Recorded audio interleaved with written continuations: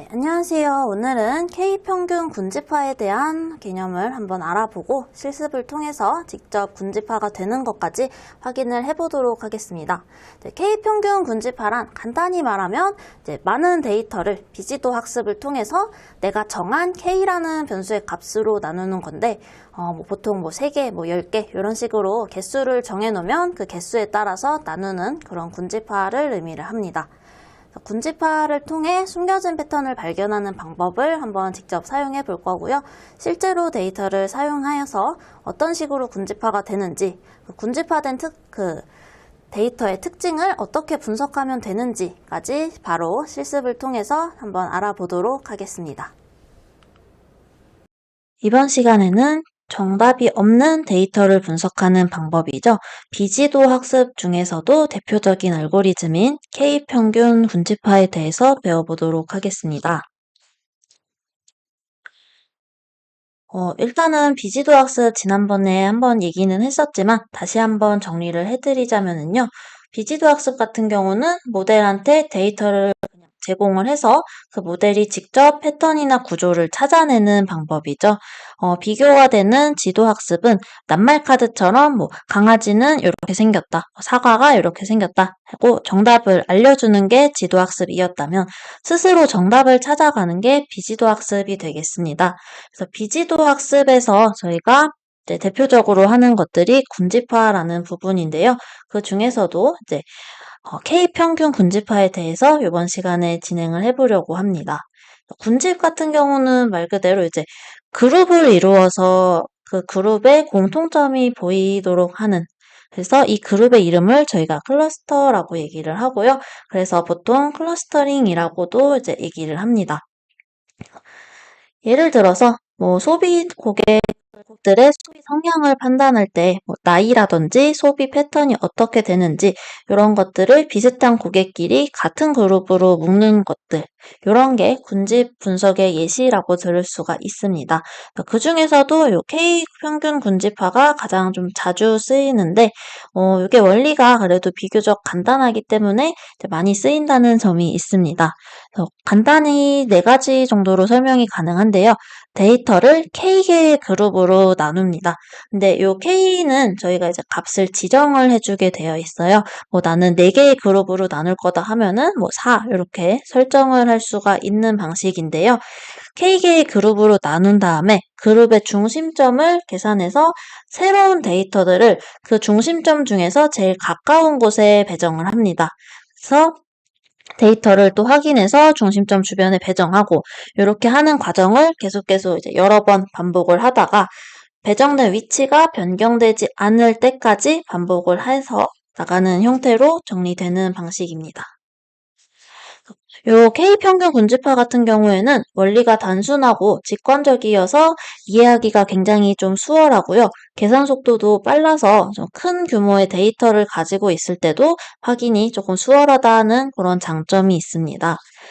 근데 보통 고객을 세분화한다든지 이미지를 분할한다든지 이런 분야에서 활용을 하고 있는데 K의 값을 미리 정해놔야 된다고 말씀을 드렸었는데요. 요것 때문에 조금 단점이 되기도 합니다.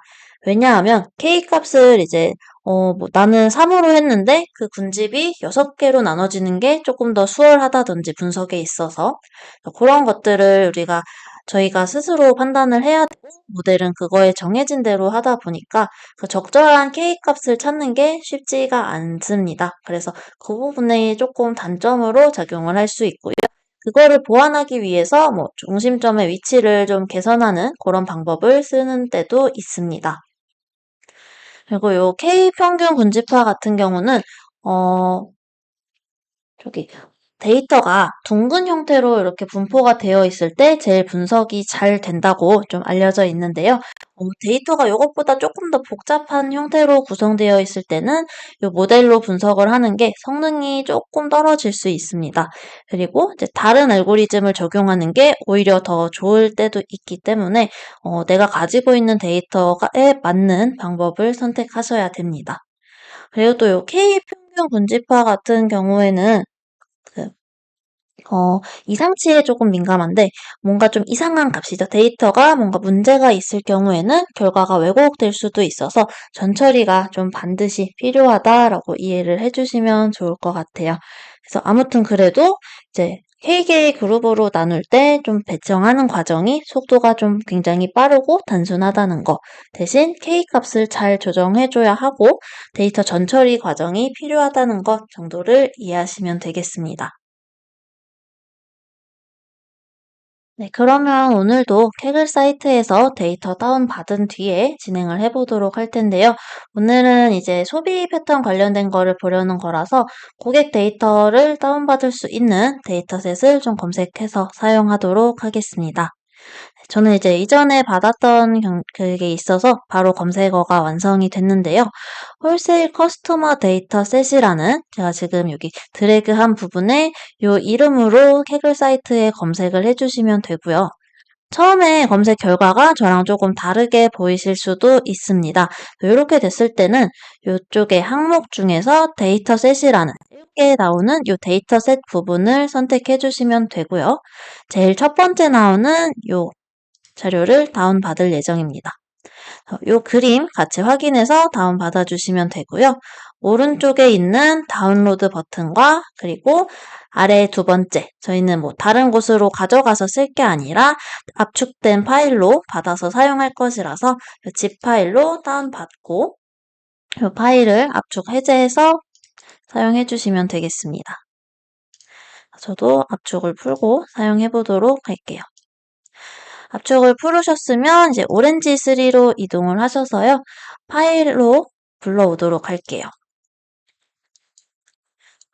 파일에서 경로를 찾아가셔서 이번에는 홀세일 커스터머 데이터라고 해서 가져오면 되고요. 저는 판매 데이터라고 그냥 간단하게 한글로 이름을 붙여두도록 하겠습니다. 데이터셋 연결해서 기존의 데이터를 확인해 보면은 이렇게 되어 있습니다. 채널이라는 속성이 있고요. 프레시 밀크 이런 식으로 여러 가지 속성들이 다 굉장히 많이 가지고 있는 것을 확인할 수가 있습니다. 그래서 먼저 데이터는 이렇게 간단히 확인해 볼 거고요. 저희가 이제 K-means 위젯을 가지고 올 텐데요. 그 위젯은 어디 있냐면은 네. 여기에 제일 마지막에 있는 부분에서 이렇게 K-means라고 가져오시면 되고요. 클릭을 했는데 지금 초과가 조금 늦게 됐네요. 여기서 찾아오셔도 되고요. 아니면 여기서 그냥 검색에 K 쓰시면은 바로 나옵니다. 여기 K-means라고 해서 가져오시고 판매자 데이터로 K-means 왼쪽 부분에 데이터 넣어주는 거 연결해 주시면 되겠습니다. 이렇게 조금 뭔가 실행이 되는 것을 확인하실 수가 있고요. 얘를 클릭해 보시면은 이제 몇 K 값을 몇으로 설정할지 이게 정할 수 있는 그런 옵션들이 보여집니다. 그래서 K 값은 저는 3으로 해볼 거고요. 이쪽에다가 이제 또 다른 거를 연결해서 살펴보도록 할게요. K 값을 3으로 했다면 이쪽에 이제 데이터 테이블하고 디스트리뷰션을 다시 한번 연결을 좀 해보려고 합니다. 이쪽에 다시 K-means 된 부분에 데이터 테이블 연결해서 살펴볼게요. 그랬더니 아까 여기 위에 거랑 비교를 좀 해보자면 아까는 이렇게 아까 위에 나왔던 데이터 테이블과 비교를 해보자면 아까는 채널 정도만 여기 보였고 그 뒤로 이렇게 조금 동일한데 지금은 이제 클러스터라는 군집의 이름과 실루엣이라는 값이 새로 추가가 된 것을 확인하실 수가 있습니다. 저희가 K를 3으로 설정해줬기 때문에 여기 클러스터 이름으로 정렬을 하시면 클러스터 1, C1부터 C2 그리고 여기 마지막에 C3까지 보이는 것을 확인하실 수가 있는데요. 이거를 이제 또 잘 확인하려면 다시 저희가 좀 더 보기 편하게 연결을 해줘야겠죠. 그래서 이거 닫아주고 한 번 더 조금 정리를 해줘 보도록 할게요. 저희가 실제로 지금은 전처리 없이 이렇게 연결을 해 본 거였는데 이번에는 셋 컬럼을 사용해서 셋 컬럼 위젯으로 전 처리를 한번 좀 해주고 나서 다시 한번 K-means를 살펴보도록 하겠습니다. 여기 보면은 채널이라는 값과 레전이라는 값을 저희 이제 메타 부분에 넣어주시고요. 나머지는 그냥 여기 피처 부분에 남겨두도록 하겠습니다. 이렇게 한 다음에 여기에 다시 K-means를 한번 연결해 볼게요. 마찬가지로 3개로 동일하게 선택할 거고요. 이번에는 이렇게 또 보시면 설정 값이 조금 더 변경이 되었죠. 저희가 이 상태에서 이제 요 클러스터가 나누어진 결과를 확인하려면 이제 여러 가지 뭐 그래프라든지 뭐 그런 것들로 이어서 확인을 할 수가 있는데, 일단 첫 번째로 얘를 좀 올리고, 첫 번째로는 저희 그때 배웠던 산점도죠. K-means에서 바로 가지고 올게요. 이렇게 스카터 플러스 추가해 주시고요. 그냥 쭉 한번 추가를 하고 결과를 같이 봐볼게요. 그 다음에는 실루엣 플롯 한번 추가해 주시고요. 그리고 이제 다리 배치가 조금 슬슬 좁아져서 그 밑에다가는 박스 플롯, 그리고 그룹 바이도 조금 설정할 거라 이것도 추가해 주시고요. 조금 문어발처럼 한번 퍼뜨려 보겠습니다. 그래도 너무 작아지지 않게 보여드렸으면 싶어서 이렇게 한번 배치를 좀 해봤습니다. 제일 먼저 일단은 스카터 블럭부터 볼 텐데요.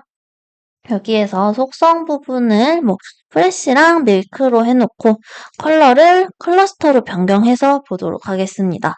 자, 이렇게 보면은 이제 프레쉬하고 밀크의 관계를 보는 건데, 이렇게 볼 때 군집이 뭔가 좀 이렇게 모여 있는 것처럼 보이실 것 같아요. 그래서 이게 좀, 이게 군집화가 잘 된 건가? 내가 말한 3개로 잘 나눠진 건가?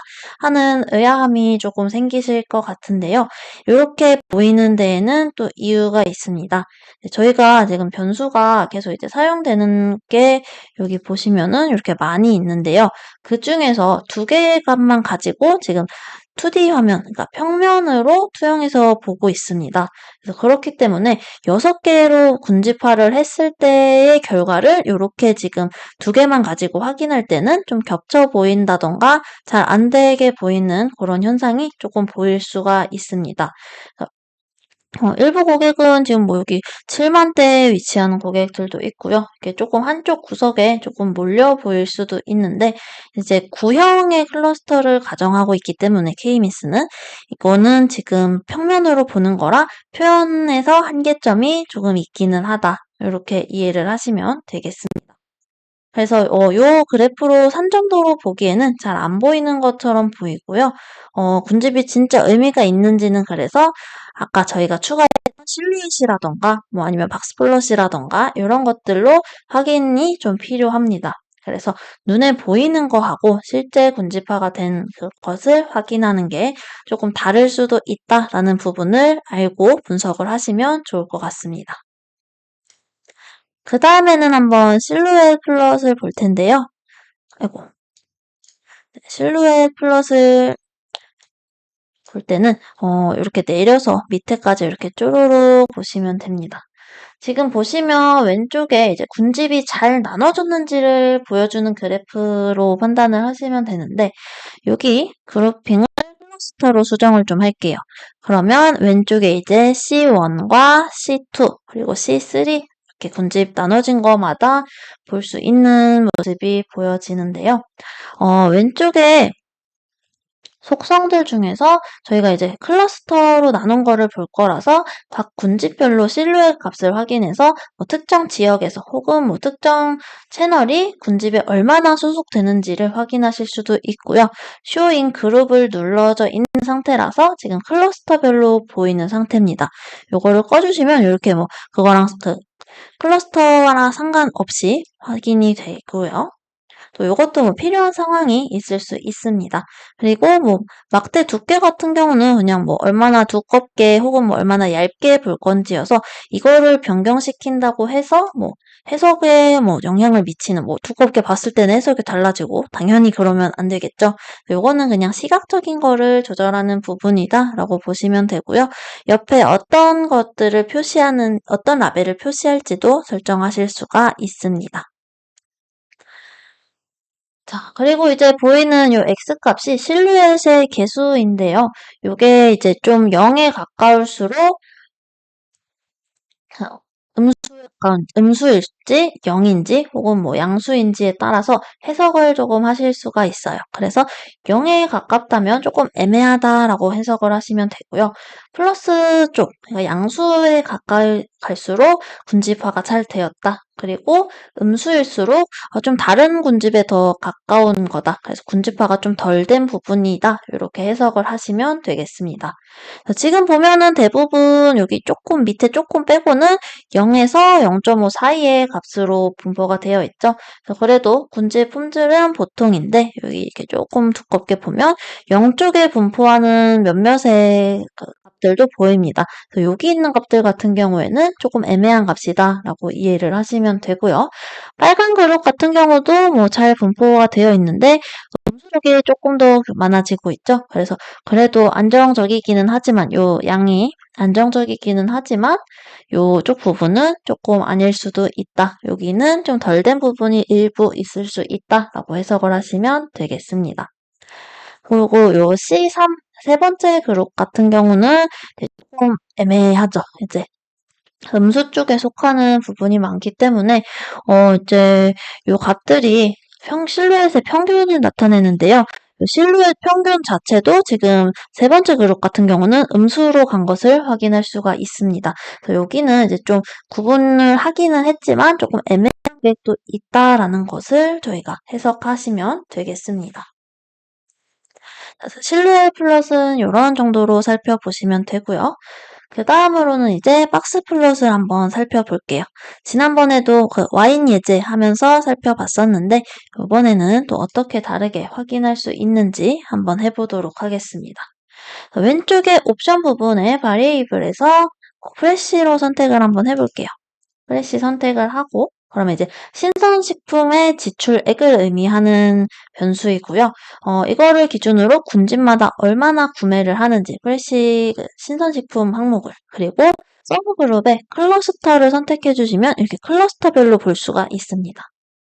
그래서 사실 저희가 알고 싶은 거는 이 클러스터화가 잘 됐는지를 확인하는 거니까 이 서브그룹 부분을 클러스터로 설정해 주시는 게 좋겠죠.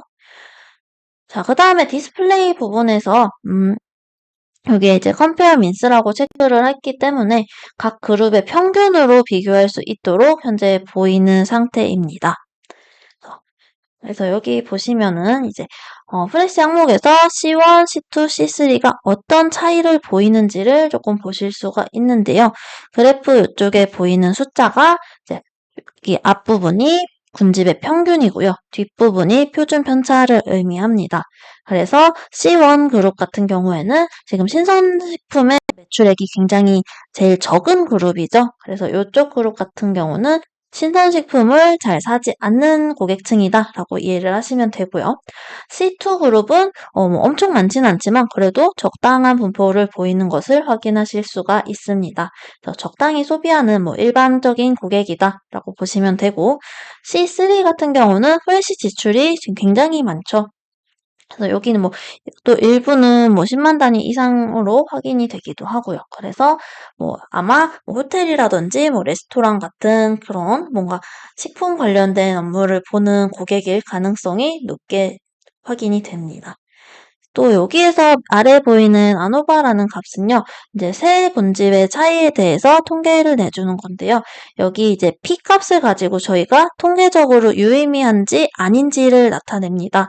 아마 지금 0.000이라고 나와서 그 이하의 수치를 나타내는 것 같은데, 이럴 경우에는 P 값이 0.05보다 작기 때문에 통계적으로 유의미하다라고 이 결과가 좀 믿을 만한 결과이다라고 해석을 하시면 됩니다. 자, 프레시 변수만 봐도 이제 군집별로 차이가 뚜렷한데요. 뭐 여기에서 뭐 유제품을 보면은 그것도 이제 또 C2 뭐 이번엔 C2, C1, C3 순으로 되어 있고요. 아니면 뭐 이렇게 또 항목을 눌러보면 각각의 항목들에 대해서 냉동식품은 의외로 좀 차이가 없는 것 같네요. 이런 식으로 이제 그룹 간의 차이가 조금씩 보인다. 그러면 클러스터화가 그래도 좀 잘 되어 있는 게 아닌가라는 해석을 이렇게 박스플롯을 사용해서 조금 더 눈에 잘 보이게 확인을 해보실 수가 있습니다. 그리고 저희가 아까 이제 그룹 바이 추가했었죠? 이쪽에서 이제 항목을 좀 값을 수정한 다음에 여기에서 또 데이터를 연결해서 데이터 테이블 연결해서 확인을 하실 수가 있는데요. 여기 한번 눌러보도록 할게요. 이렇게 지금 보이는데 프레시 민 이렇게 돼 있는 요 의미는 뭐냐면 1년 동안 신선식품에 평균적으로 얼마를 제출했는지 유제품에 얼마를 제출했는지를 의미를 합니다. 그래서 첫 번째 고객들은 신선식품의 소비를 요 금액 정도 했다. 이렇게 해석을 하시면 되는데요. 생각보다 이렇게 좀 많이 보이죠? 그리고 자기가 이제 내가 원하는 클러스터 지금 C1, C2에 이렇게밖에 안 보여서 불편하다. 그러시면은 그룹 바이 메뉴에서 요 클러스터를 좀 변경을 하신다든지 아니면 프레시나 이런 거를 민이 아니라 민은 평균이니까 모드로 바꿔서 제일 많이 구매하는 식품이 어떤 것인지 확인을 해본다던가 그렇게 조금 값을 변경해 보실 수가 있겠죠. 이렇게 이 그룹 파일을 잘 활용하시면 값을 변경해 보실 수가 있겠습니다. 자, 그래서 PPT 화면으로 잠시 넘어가 보도록 할게요. 네, 그래서 이제 실습은 어차피 같은 자료로 하다 보니까 제가 이렇게 표로 한번 정리를 해 와봤는데요. 그러면 이제 저희가 이 결과를 보고 C1, C2, C3의 군집에 대해서 이해를 하고 뭔가 그 그룹의 특징을 조금 작성을 할 수가 있을 것 같습니다. 예를 들어서 작성을 해볼게요. C1 같은 경우는 프레시 같은 경우는 좀 소비율이 낮고 가공식품이나 유제품 혹은 세제류 이런 것들 중심의 소비를 보이기 때문에 편의점 이런 슈퍼마켓 이런 느낌으로 구매를 하는 고객층이에요. 그래서 여기 같은 경우에는 이제 일반 고객 정도가 되겠죠.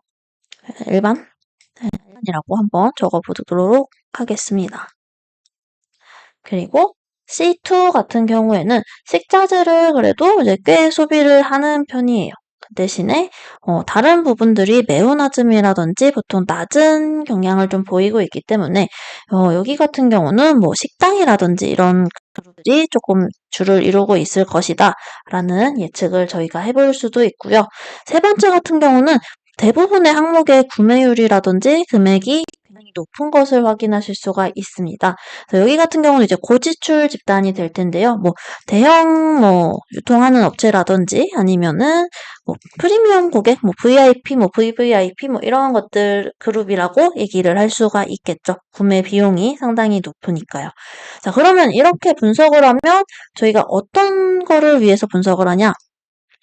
자, 이거를 분석하면 저희는 이제 결정을 하는 거죠. 이 고객들을 대상으로 우리가 뭔가 행사를 준비할 때는 패키지 할인을 하겠다든지 이제 전략을 세우는 거죠. 패키지 할인이나 아니면은 대량 구매. 제가 마우스로 쓰다 보니까 글씨가 조금 삐뚤빼뚤한 점을 양해해 주시면 감사하겠습니다.